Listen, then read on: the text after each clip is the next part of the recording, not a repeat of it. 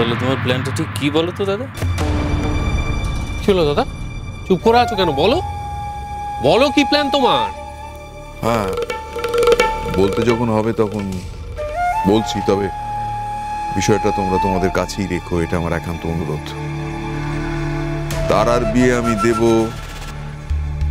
আমার আর এক ছেলের সঙ্গে।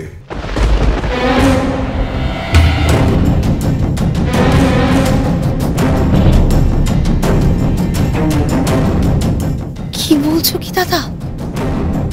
তোমার আর এক ছেলে মানে? সে আবার কে রে ঈশ্বর? আমার অন্য পক্ষের ছেলে অঙ্কন। তাকে এতদিন আমি সবার কাছ থেকে লুকিয়ে রেখেছিলাম, কারোর কাছে তার পরিচয় প্রকাশ হতে দিইনি।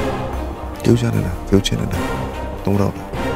ছেলের প্রতি কর্তব্য না করার যন্ত্রণা, কষ্ট আমাকে এতদিন কুরে কুরে খেয়েছে।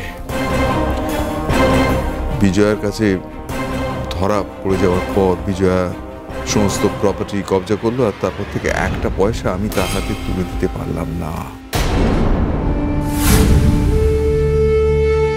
এবার শর্ত হয়েছে যে বিজয়া শর্তে রাজি হয়েছে 30 লাখ টাকা আর একটা মিলের মালিকানা। এটা অঙ্কনকে আমি পাইয়ে দেবই।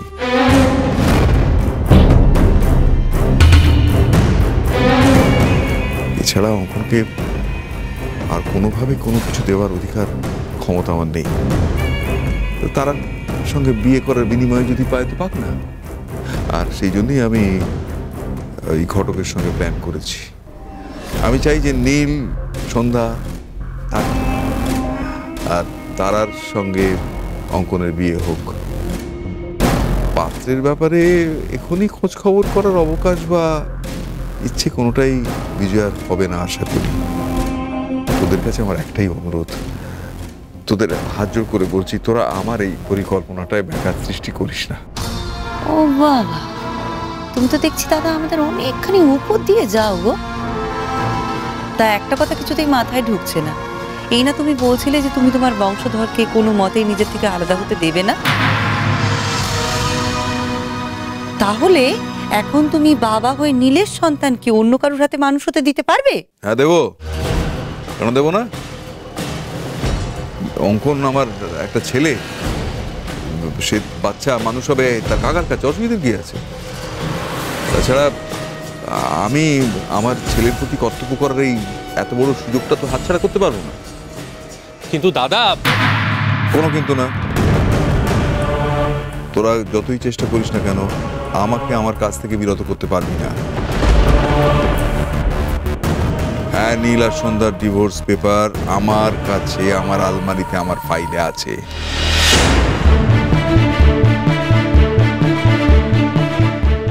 কাগজটা শ্বশুর মশাইয়ের ঘরে। ওই কাগজটা আমাকে নিতে হবে। শ্বশুর মশাই এখানে, মাও বাড়ি নেই শুনলাম। এটাই আসল সময়, মার ঘর থেকে কাগজটা নিয়ে নি।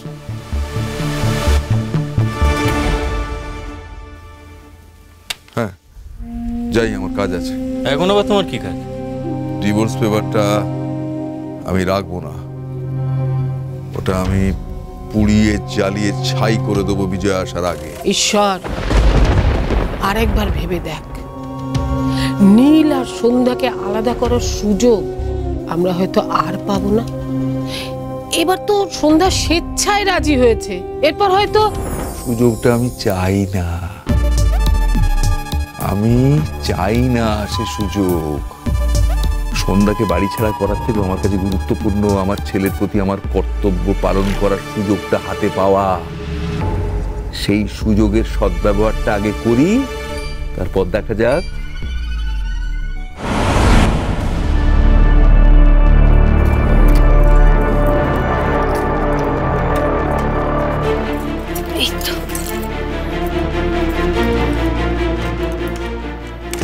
শ্বশুরমশাই তো জরুরি কাজের কাগজপত্র সব এখানেই রাখেন, এখানেই নিশ্চয়ই পেয়ে যাবো, এখানেই থাকবে।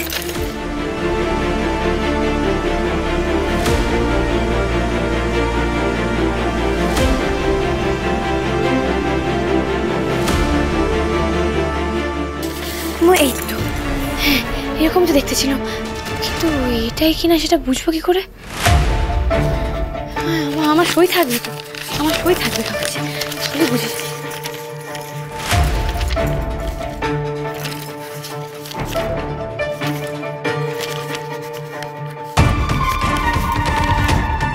না তো, আমার সই তো নেই।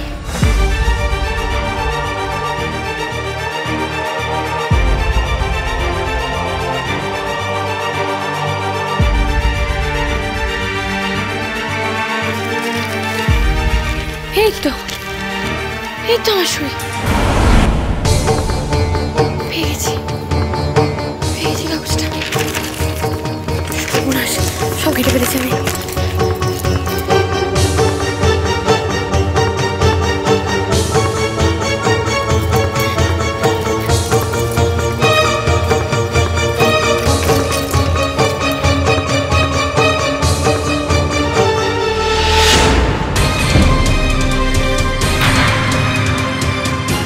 বৌমা এই ঘরে কি করছে?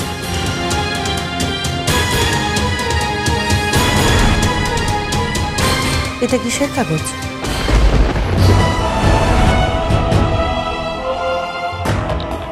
ডিভোর্সের কাগজ তো? এসব তুমি কি করছো বৌমা? যা করছি একদম ঠিক করছি। মাথা খারাপ করে না মা, ওই কাগজটা আমাকে দাও। না, আপনাকে দেওয়া যাবে না। কথা শোনো, দাও আমাকে কাগজটা। বললাম তো দেওয়া যাবে না, আপনি জোর করবেন না। মা আমার কথাটা শোনো, আমার কথার অবাধ্য হয়েও না। ওই কাগজটা আমাকে দাও, দাও বলছি, দাও কাগজটা। বললাম তো দেবো না। এই কাগজ আমি কিছুতেই তোমাকে নিতে দেবো না, দাও কাগজটা বলছি তো। বৌমা কথা শোনো, দাও কাগজটা। হাত ছাড়ুন আমার। আমি তোমার কাছে হাত জোর করে বলছি বৌমা, তুমি এমন কোনো কাজ করো না যাতে তোমার আর নীলের সম্পর্কটা চিরতরে শেষ হয়ে যায়। কোন সম্পর্ক? যে সম্পর্ক কোনোদিন হওয়ারই কথা ছিল না, যে সম্পর্ক কোনোদিন শুরুই হয়নি, সে সম্পর্ক আর কি শেষ হবে? তাই আমি যা করছি আপনি আমাকে করতে দিন মা।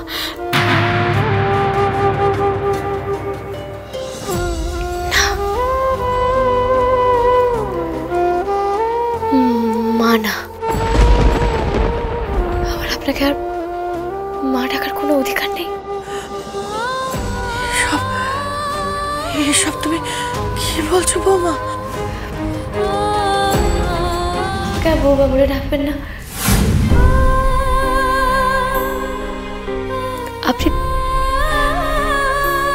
তারা আপনাকে এখন থেকে মা বলে ডাকবে আর আপনি ওকে বৌমা বলে ডাকুন। আমি যে এতদিন আমার মনের ভাগ্য চুরি করে বেঁচেছি, সে তো আর হতে দেওয়া যায় না, তাই না? আমি সব ফিরিয়ে দেবো, দেখবেন সব সব ঠিক করে দেবো আমি। বৌমা, বৌমা শোন,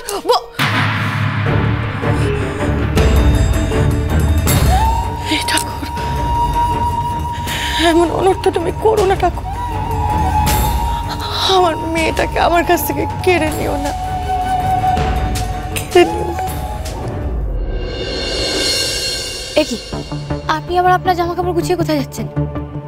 কারণ আপনি না, আজ থেকে আমি থাকবো চিলেকোঠার ঘরে। আপনি থাকবেন মানে? কি মুশকিল, ঘরটা তো আপনার, আপনি কেন ঘরের বাইরে যাবেন? যেতে হলে আমি যাচ্ছি। কি হলো, কিছু বলছি তো, সব ছাড়ুন।